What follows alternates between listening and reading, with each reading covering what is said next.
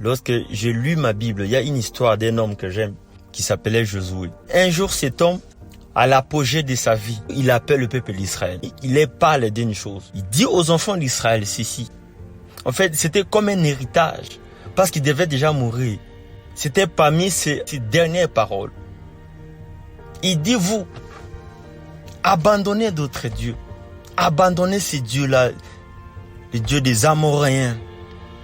Abandonnez-les et revenez à l'Éternel. Servez seul l'Éternel Dieu. Lorsque nous lisons la Bible dans le livre d'Exode 20, oh j'aime Dieu. Dieu il dit, je suis l'Éternel. C'est moi qui vous ai fait sortir du pays de l'Égypte, le pays des souffrances. Et vous n'aurez point d'autre Dieu devant ma face. Dieu il dit que c'est moi, personne d'autre. C'est moi qui ai entendu vos cris. Je suis descendu. C'est moi qui ai entendu vos gémissements. J'ai accepté, je suis venu par ma puissance. Je vous ai fait sortir sous l'emprise des pharaons, sous l'esclavagisme, sous la souffrance. Et vous n'aurez point d'autre Dieu devant ma face. Dans les temps passés, à chaque fois que le peuple de Dieu s'éloignait de lui, Dieu appelait ça de l'infidélité. Il pouvait même aller plus loin, il appelait ça de la prostitution. Voilà pourquoi vous pouvez voir dans la Bible, Dieu dit que vous vous êtes prostitué à tel Dieu. Vous êtes prostitué à tel Dieu. La désobéissance, Dieu appelle ça de l'infidélité. La désobéissance, Dieu appelle ça la prostitution. Pourquoi il appelle ça de l'infidélité? Parce que Dieu est notre époux. Alléluia. La Bible déclare que l'Éternel Dieu est ton époux. Bien-aimé, Jésus est notre époux. Et à chaque fois qu'on se détourne de Dieu pour d'autres dieux, pour d'autres personnes, pour d'autres créations, pour d'autres créatures, Dieu il appelle ça de l'infidélité. Il appelle ça de la prostitution. Et je vais vous dire pourquoi je fais ce message. Alors, qui sont les dieux des Amoréens que Josué est en train de parler ici? Que Josué est en train d'interdire au peuple de l'Éternel de s'attacher. Ce n'est que le monde. Les choses du monde et les plaisirs du monde. C'est ça les dieux amoréens. Josué il dit, détachez-vous de ce monde. Mais c'est quoi le monde aujourd'hui? Le monde, c'est la mode, la musique, la tendance, l'extravagance, la démocratie, la liberté, la libertinage, l'indépendance, c'est ce qu'on appelle le monde. On est tellement accroché aux choses de ce monde que nous avons même oublié Dieu. Oh, pendant que je parle, je vois une prophétie qui a été dite, que dans ces derniers temps, les gens vont aimer plus les plaisirs que Dieu lui-même. C'est ce que nous sommes en train de voir.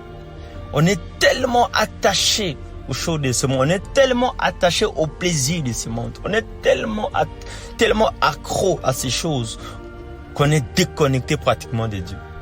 Bien-aimé, le diable est malin. Voilà ce qui se passe aujourd'hui. À l'arrivée de la technologie, à l'arrivée de l'Internet, à l'arrivée des réseaux sociaux, bien-aimés, nous voyons des choses. Les gens sont tellement accros à des choses qui sont passagères qu'ils oublient même les créateurs. N'est-ce pas que la Bible dit, n'oublie pas ton Créateur. Elle dit, toi jeune, fais tout ce que tu veux, réjouis-toi. Fais-toi plaisir, mais n'oublie pas ton Créateur. Parce qu'un jour, tu vas te retrouver devant ton Créateur. N'est-ce pas que la Bible dit que prépare-toi à rencontrer ton Dieu. Bien-aimé, lave ta robe. Garde ta robe pure. Garde-la que ça puisse rester pure, blanche. C'est comme ça que tu seras digne à rencontrer ton époux. Il y a quelques semaines de cela, le Seigneur m'a montré quelque chose. C'était la matinée du 23 juin 2022 exactement. C'était la matinée. Et le Seigneur m'a montré quelque chose dans une vision. Je me suis retrouvé dans une vision, parce que j'étais en prière. Oh, j'aime Dieu. Dieu, il dit, je suis à la porte. Je suis à la porte. Et moi, j'étais là, je dis, Seigneur, je vais d'abord parler à ma femme.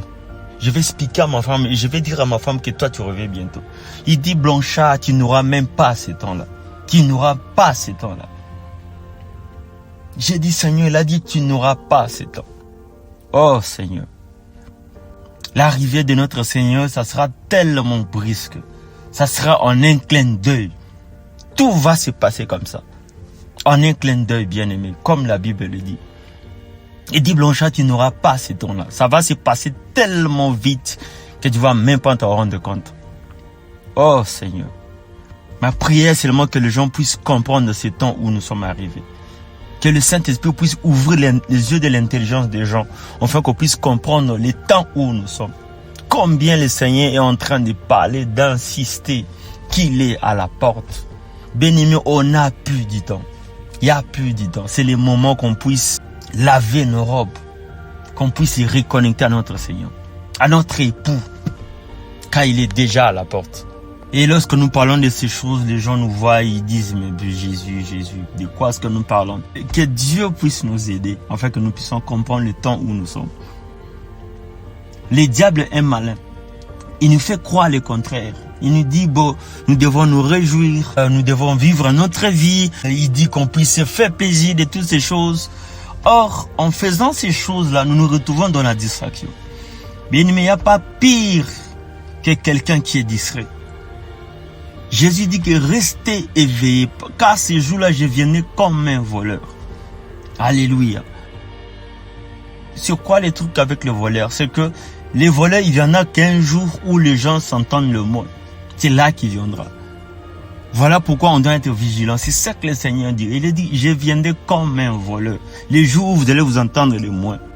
Le Seigneur m'a dit, Blanchard, tu n'auras pas le temps. Tu n'auras pas le temps de te repentir. Tu n'auras pas le temps de temps. Bien, mais c'est le moment où nous devons nous arranger. L'époux est à la porte.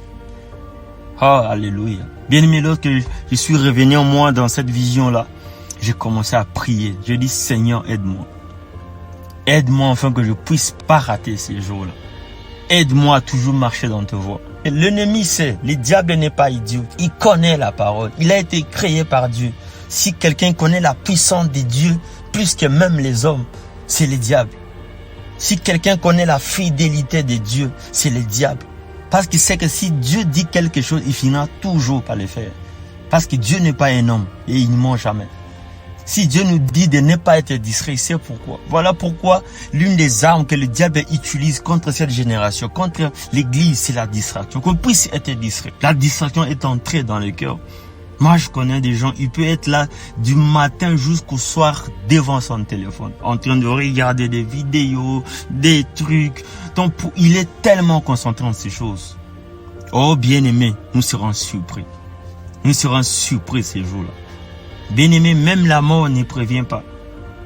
C'est ça la réalité. Nous allons tous mourir un jour et on ne sait pas quand nous allons partir parce qu'il est interdit aux hommes de connaître le jour de leur mort. D'autres meurent à 5 ans, d'autres à 15 ans, d'autres à 21 ans. Et ça peut arriver à n'importe quel moment. Ça peut être sur la route, au travers d'un accident, tu peux être malade, tu peux faire une crise cardiaque, tout peut arriver. Mais bien aimé, nous devons nous préparer. C'est quoi cette chose-là qui te retient? C'est qui? Cette personne-là qui t'amène toujours dans les mal, à t'éloigner avec le Seigneur. Quelle est cette chose-là qui te retient en arrière? Oh, bien-aimé, que Dieu nous fasse grâce. Que Dieu nous puisse ouvrir les yeux de notre intelligence afin que nous puissions comprendre le temps où nous sommes arrivés. La Bible déclare que celui qui est ami des mondes, il se fait ennemi de Dieu. L'amitié avec les mondes, c'est l'inimité avec Dieu. Mais aspirons aux choses d'en haut. Aspirons aux choses qui sont éternelles. Dieu s'est décidé qu'il puisse vivre avec les hommes ensemble.